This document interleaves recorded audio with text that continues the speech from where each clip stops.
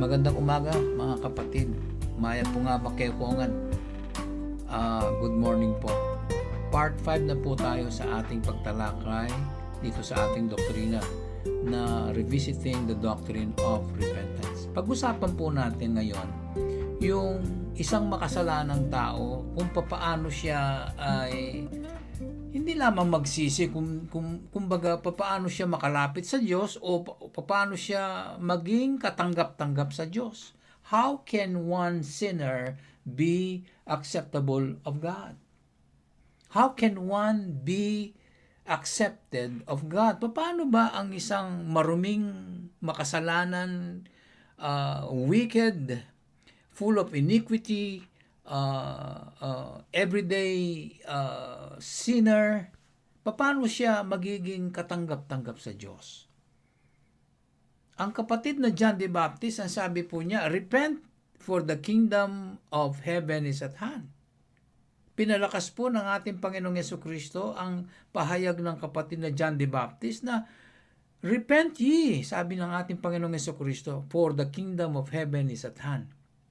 At wag ka, ang ating kapatid na John the Baptist ay hindi lamang po simple ang kanyang pagkatawag, kundi siya po ay sinasabi dun sa John chapter 1 verse 5. There was a man sent from God. Dalawang beses lang nabanggit ang alam ko, dalawang beses lang nabanggit ang salitang sent from God. Na ang ibig sabihin yung apostelo na ito mayroong sa aking pag-aaral mga kapatid mukhang yung salitang sent dito ay perfect tense po daw. At alam po ninyo ang perfect tense, ang ibig sabihin ay pinangyarihan muna doon sa nakaraan, doon sa nakalipas, at ito'y patuloy nagaganap ang mga events at happening, ang purpose at kalooban dito sa pangkasalukuyan. Kaya yung sinasabing sent from God ay matibay na binabanggit si John the Baptist at ang Archangel Gabriel. Silang dalawa lang ang nabanggit na sent from God. Tingnan po ninyo, sent from God si Gabriel na binanggit sa Lucas ito, kung hindi ako magkamali, na sinugo ng Panginoong Diyos Ama upang sabihan ang asawa ni Joseph na si Mary, the Virgin Mary, na siya ay mabubuntis sa pamamagitan ng kapangyarihan ng Diyos. Itong ginamit na sent from God ay kay Archangel Gabriel na gamit at ginamit muli kay John the Baptist. Dahil nga ang dating ng plano ng Panginoong Diyos ay nanggaling sa Kanya. Sent from God, the position, space, and time nanggaling po sa Kanya ang trabaho. Kaya kung iisipin ninyo, bakit sinasabi ni Jesus Christ din ang repent ye for the kingdom of heaven is at hand? Dahil ang sinasabi ni John the Baptist ay galing sa Ama. Yung salitang repent ye for the kingdom of heaven is at hand ay galing po sa Ama yan. Yan ang plano ng Ama. Yan ang kalooban ng Ama. Sumusunod ngayon si John the Baptist at sumusunod din ang ating Panginoong Yesukristo. Pasensya na po, nagkaroon po tayo ng Bible study.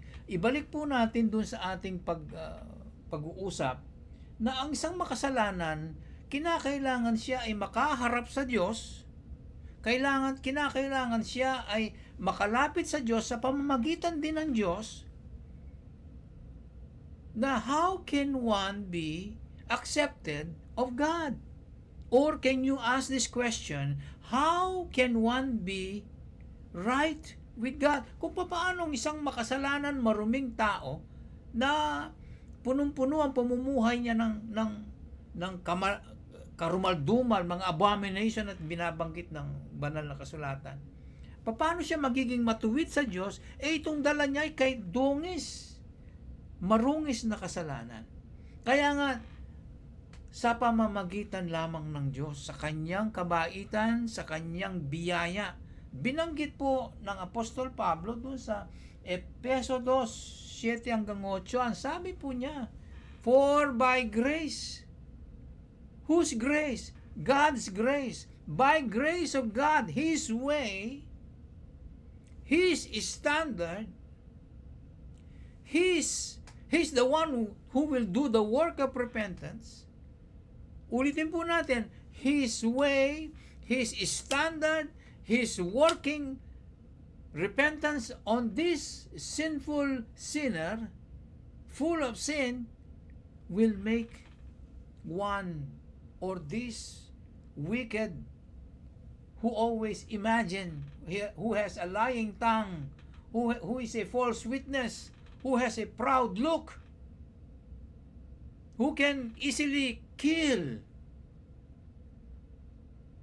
become right with God. Mga kapatid, kung ang Diyos natin kaya niyang gumawa pa ng mga ibang klaseng, ibang kategorya na wag na lang nito, baguhin ko na. Hindi po eh. Because of His grace, because of His might, because of His power, because of His sovereign, powerful, almighty capability and ability, by His grace ngayon, nabubuo ng kabutihan ang kanyang mga gawa. Hallelujah. Mga kapatid, paano nga ba katanggap-tanggap ang isang makasalanan sa harapan ng Diyos? Kaya't ang Diyos mismo nagbibigay ng standard. Doon pa sa lumang tipan, binanggit na ng Panginoong Diyos kung paano ang isang makasalanan, ang isang walang sinabing tao na sa harapan ng Diyos ay walang, hindi makilala dahil maitim ang budhi, wicked sa harap ng Diyos. Levitico Kapitulo 20, talatang 26, ang sabi po ng Diyos, mayroon pong definition may bibigay sa atin. Ang sabi po ng Diyos, nais ko kayo ay maging banal para sa akin. Nais ko kayo ay maging banal para sa akin, hindi para sa iba. Hindi para sa lola mo, hindi para sa sarili mo, hindi para sa anyo mo, hindi para sa lahat ng tao, kundi mismo para sa Kanya. Kasi nga, ako, ang iyong Panginoon, ay banal. Tingnan mo na. Yun ang Kanyang pamamaraan.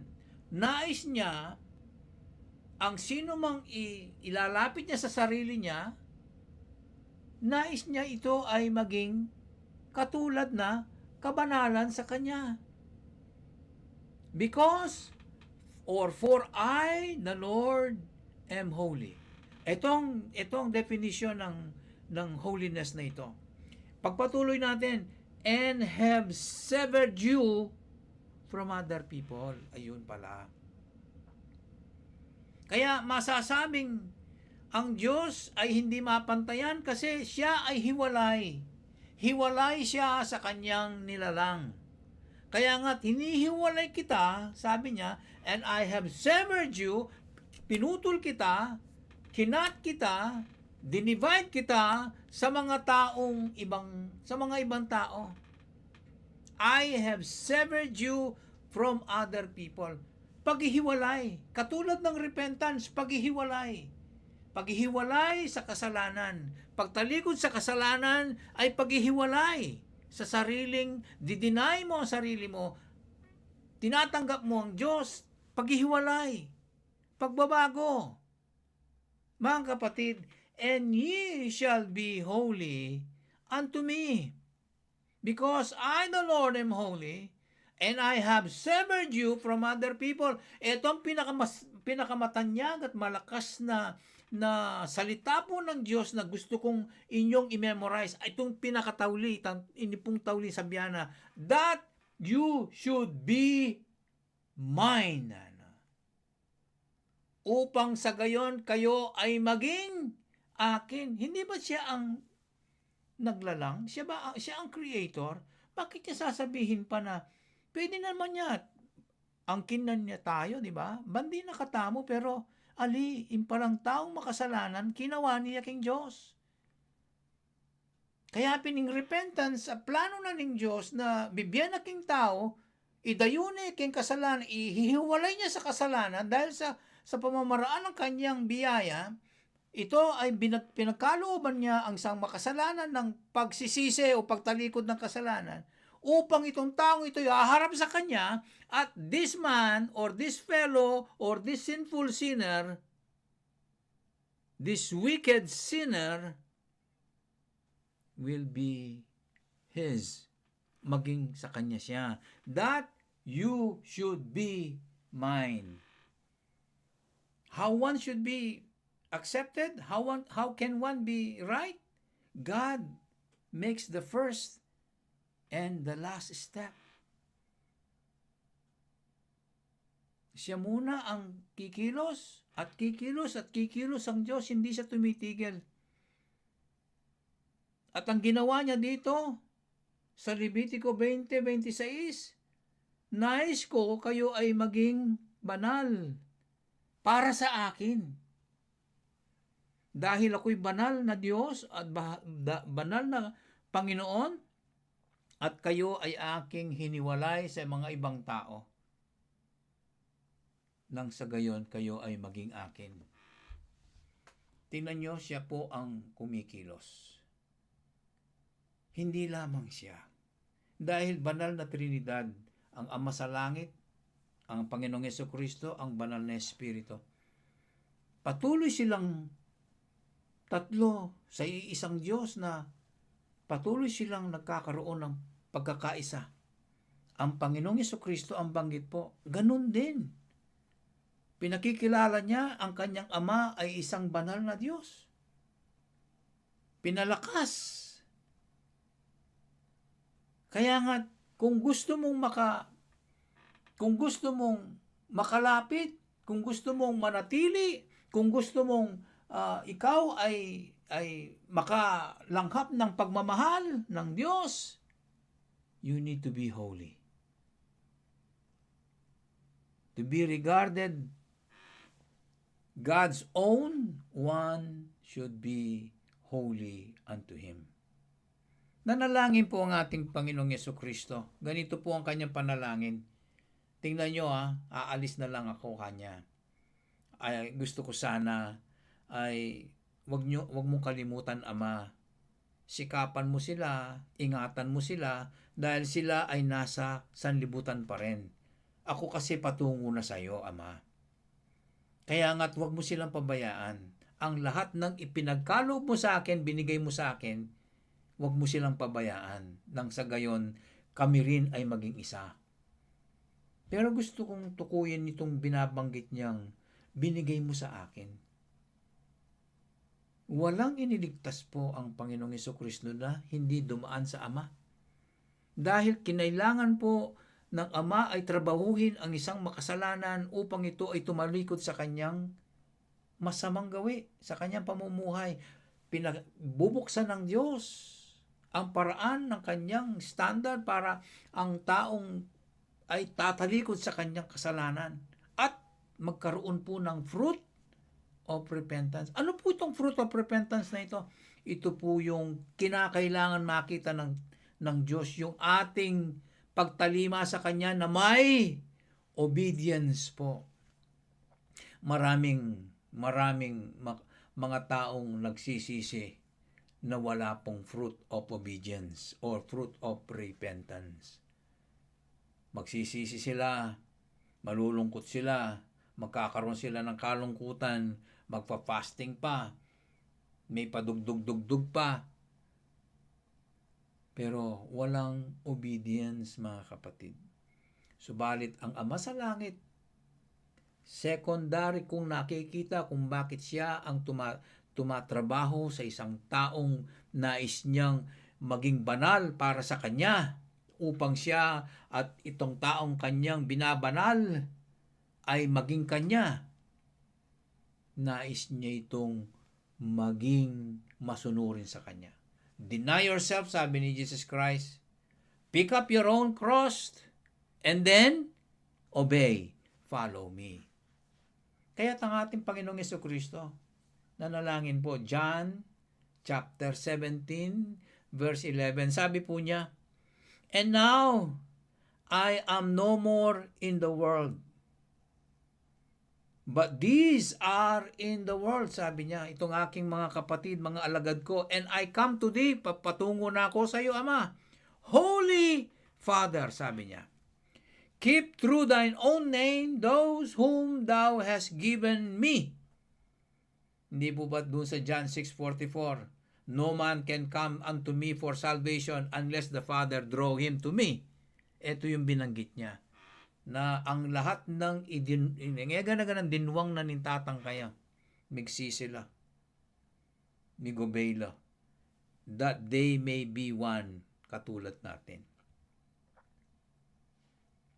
By God's grace, God shows His character as a holy God. So that one could be right with God, He needs to be helped, or He needs to be done by our Father in heaven. He needs to be holy, for God wants him to be holy. That he should be His. That a sinner become holy, become His. Ano pa ang banggit ng ating Panginoong Jesucristo tungkol sa Ama sa Langit? Ang sabi po niya, one should be, or the sinner should be perfect. Dahil His Father is perfect. His Father is holy. Now, we're talking about His Father is perfect. Walang mali. Walang pagkakamali. Buong buo.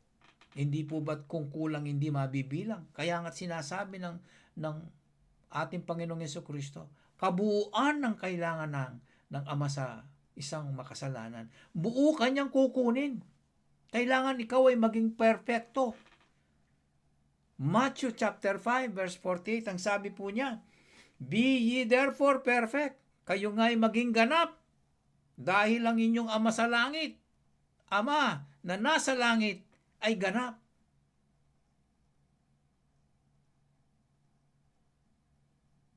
Pota pong may kasala tamo, potang may kamali tamo, itang karakter na ning tatang kaya katamo manandaman niya, pituturan niya, etana bisang magkasala uling perfectan mapiperfecta mo keng karakter na ning tatang, itang kabanalan tamo, at pauli na ning tatang kakawani taking kasalanan, at potang may dinatantam na katangkar na tapanandaman, etamo mipaldan.